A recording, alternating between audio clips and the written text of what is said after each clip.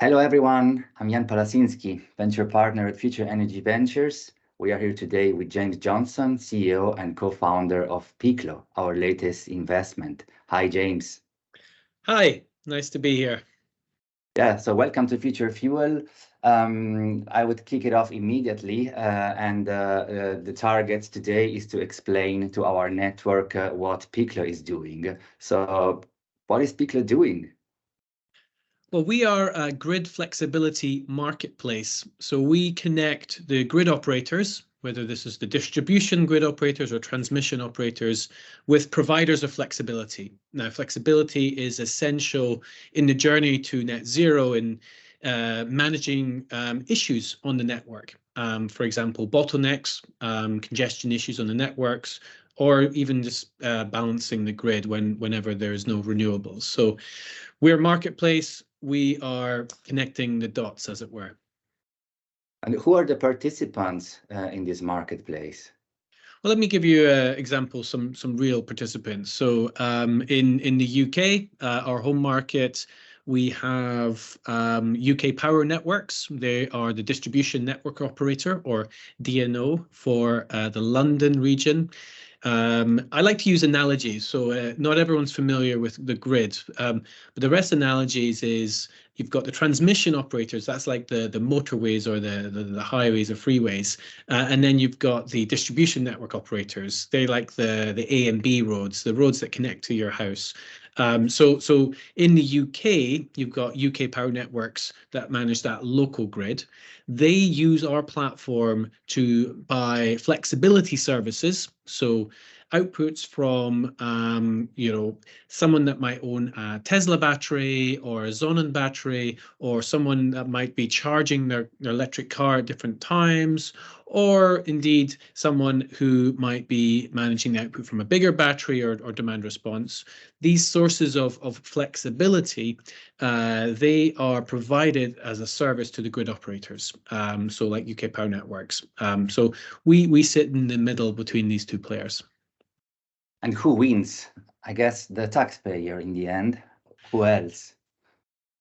Yes, there's a sort of win-win-win situation. I always like to think back to the energy trilemma. So decarbonization, affordable energy, and a resilient energy system.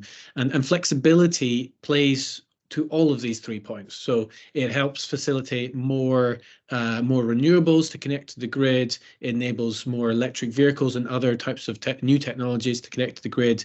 It allows the grid operators to reduce the reliance on simply just building more and more infrastructure to cope with these intermittent sources. So reduces the amount of capex which is needed to get us to the energy transition complete. And then finally, it gives more tools in the toolkit for running a smart grid. It's another important tool for essentially managing a grid whenever there's abnormal power flows. So makes a more resilient network. So I'd like to say win-win-win. And yes, the society will benefit. Yeah, and we are talking about billions, no? So that's a significant amount. So my next question is an investor type of question. What is the USP of Piclo, unique selling point?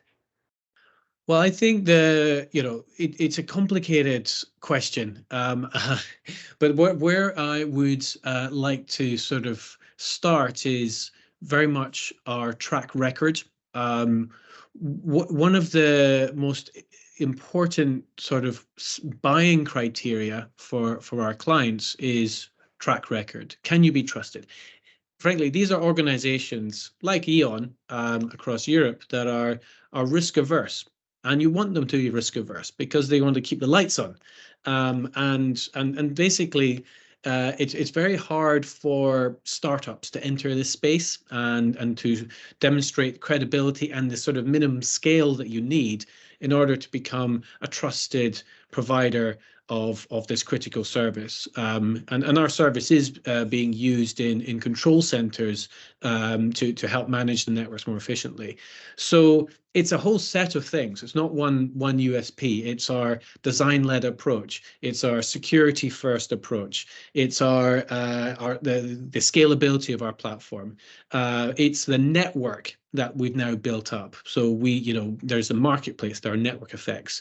It's now easier. Every additional grid operator or every additional flex service provider that joins makes our ecosystem build bigger. It's our partnerships with technology providers.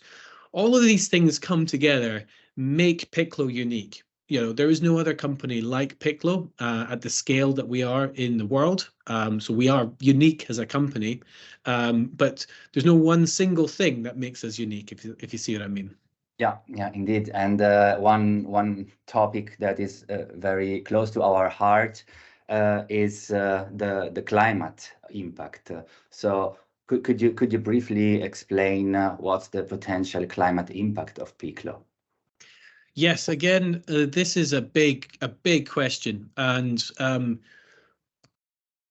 it's why it's a big question for us, because we're talking about systems level change, and when you're talking about changing a system, it's harder to point at and go, well, here is, I'm just selling more of these units, and therefore you can do a quick calculation on the carbon impact. We're talking about essentially flexibility market or marketplaces is a fundamental part of the value chain for a net zero energy system.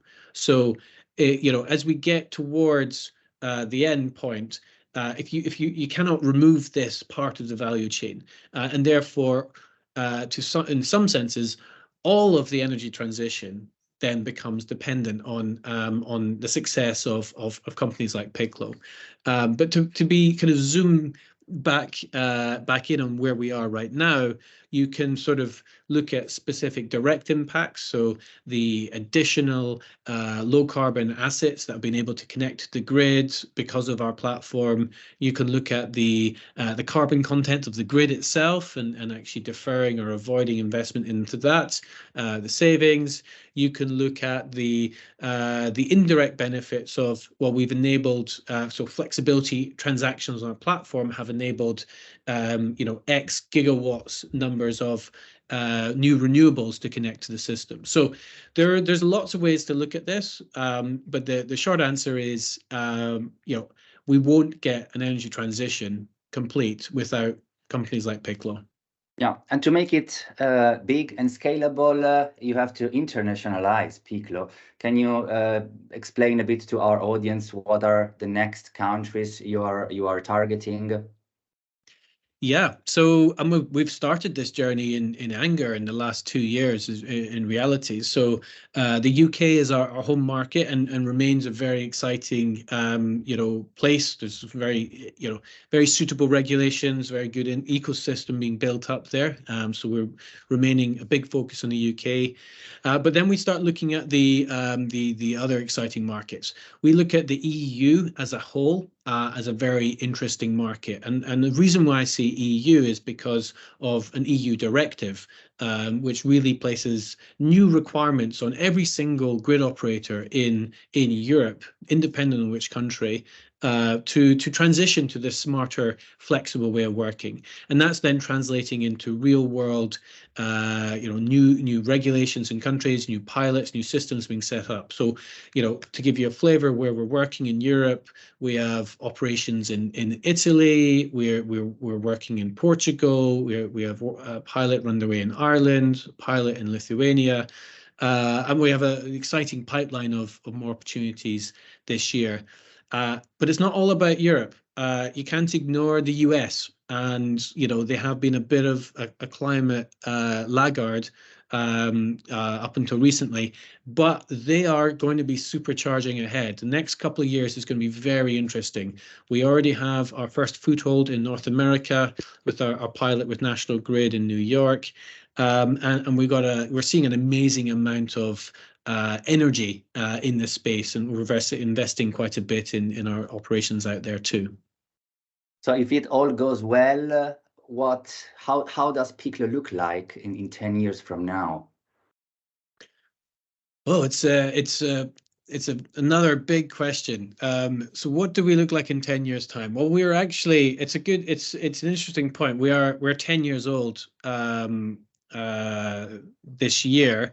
Our product, the flexibility marketplace, is only 5 years old. So we founded that in 2018.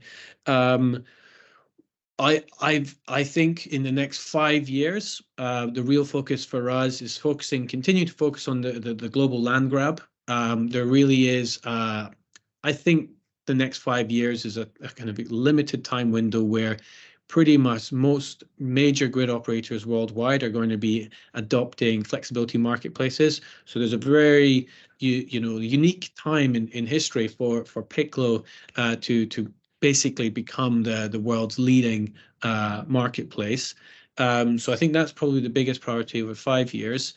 Over the 10-year period, we're really starting to get quite close to, we're really going to have scaled up, the energy transition significantly in that sense. So we anticipate our flexibility marketplace model having evolved quite considerably over that 10-year period, becoming more and more embedded within the markets we're working, facilitating more and more different types of transactions and larger transaction volumes. So that's give you a flavor of how we're thinking about the next 5-10 years. This sounds great to us. So we are very excited about this investment. We hope to be able to help you in the journey. And yeah, we look forward to seeing how this goes forward. And I really want to thank you for this time and this short interview. I hope our Future Fuel audience understands a bit better now what Piclo does and why we invested into this company. And for now, goodbye, everyone. Thank you, James. Thank you very much.